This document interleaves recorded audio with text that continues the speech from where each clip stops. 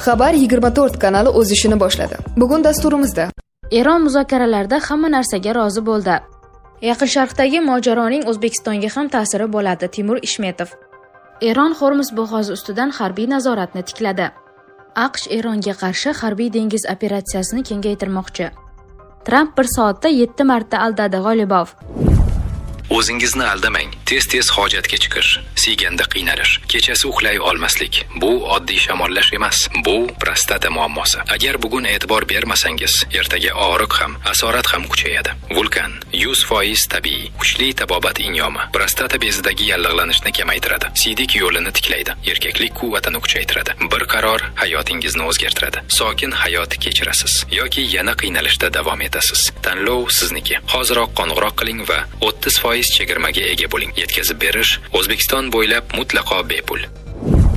AQSh Eronga qarshi harbiy dengiz operatsiyasini kengaytirmoqchi. Washington Yaqin Sharqdan tashqaridagi xalqaro suvlarda Tehronga aloqador kemalarni qo'lga olishni rejalashtirmoqda. Bu haqda Amerika mulozimlariga tayanib The Wall Street Journal gazetasi xabar berdi. Yaqin kunlarda Amerika harbiylari Eronga aloqador neft tankerlari bortiga chiqishga va xalqaro suvlarda tijorat kemalarini qo'lga olishga tayyorgarlik ko'rmoqda. Shu tariqa o'z harbiy dengiz operatsiyasini Yaqin Sharq hududidan tashqariga kengaytirmoqchi deyiladi xabarda. Nashrning qayd etishicha, Washingtonning Tehronga iqtisodiy bosimni kuchaytirish qarori Islom Respublikasi Hormuz bo'g'ozini qayta ochishga va tomonlar o'rtasidagi muzokaralar mavzusi bo'lgan yadroviy dastur bo'yicha yon berishga majbur qilishga qaratilgan.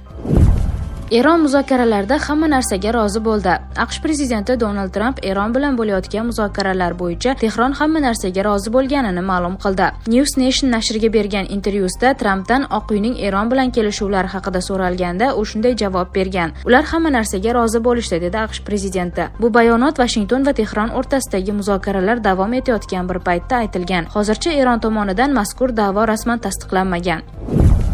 Eron Hormuz bo'g'ozi ustidan harbiy nazoratni tikladi. Eron qurolli kuchlari Hormuz bo'g'ozi ustidan harbiy nazoratni tikladi. Bu haqda Xatam al-Anbiya markaziy shtabi vakili Ibrohim Zalfag'ariy bayonotida ma'lum qildi. Ushbu strategik ahamiyatga ega bo'g'oz qurolli kuchlarining qat'iy boshqaruv va nazorati ostida. Muzokaralar davomida ilgari erishilgan kelishuvlarga muvofiq Eron Islom Respublikasi cheklangan miqdordagi neft tankerlari va savdo kemalarining Hormuz bo'g'ozi orqali tartibga solingan rejim ustidan tranzit o'tishiga vijdondan rozilik berdi.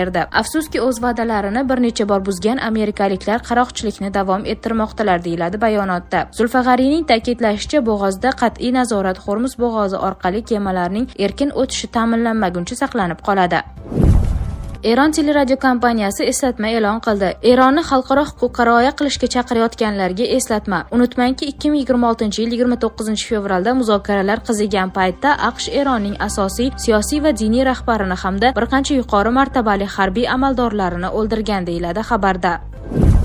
Tramp bir soatda 7 marta aldadi G'olibov. AQSh prezidenti bir soat ichida 7 ta da'vo qildi va ularning barchasi yolg'on edi. Ular bu yolg'onlar bilan urushda g'alaba qozona olmadilar va muzokaralarda ham hech narsaga erisha olmaydilar. Blokada davom etsa, Hormuz bo'g'ozi ochiq qolmaydi. Bo'g'ozdan o'tish Eron tomonidan belgilangan yo'nalishlar va ruxsat asosida amalga oshiriladi. Bo'g'oz ochiq yoki yopiq ekani hamda uning tartibi ijtimoiy tarmoqlar orqali emas, balki real vaziyatga qarab belgilanadi, dedi Eron parlamenti spikeri.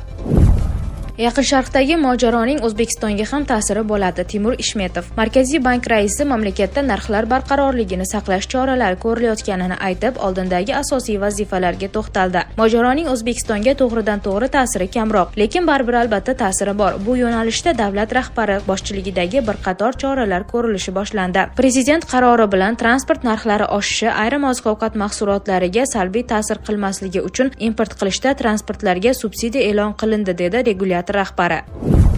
Men 8 ta urushni tugatdim, ammo agar siz Eron va Livanni qo'shsangiz, bu 10 ta urush tugaydi, deganidir. Trampning boshqa bayonotlari. Bu butun dunyo uchun ajoyib va yorqin kun bo'ladi, chunki Eron yaqinda Hormuz bo'g'ozi tijorat faoliyati va erkin o'tish uchun to'liq ochiq va tayyor ekanligini e'lon qildi. Biz Erondan yadroviy uranni qazib olamiz va uni Qo'shma Shtatlarga qaytaramiz. NATO bizga kerak bo'lganda mutlaqo foydasiz edi. Biz Livanni yana buyuk qilamiz. Men Pokiston mamlakatiga, uning ajoyib bosh vaziriga va uning buyuk feldmarshaliga minnatdorchilik bildirmoqchiman. U buyuk feldmarshal. Men lavozimga kirishimdan oldin odamlar Amerika tanazzulga yuz tutgan va Amerika qudrati allaqachon tugagan deb o'ylardilar. Endi hech kim bunday o'ylamaydi.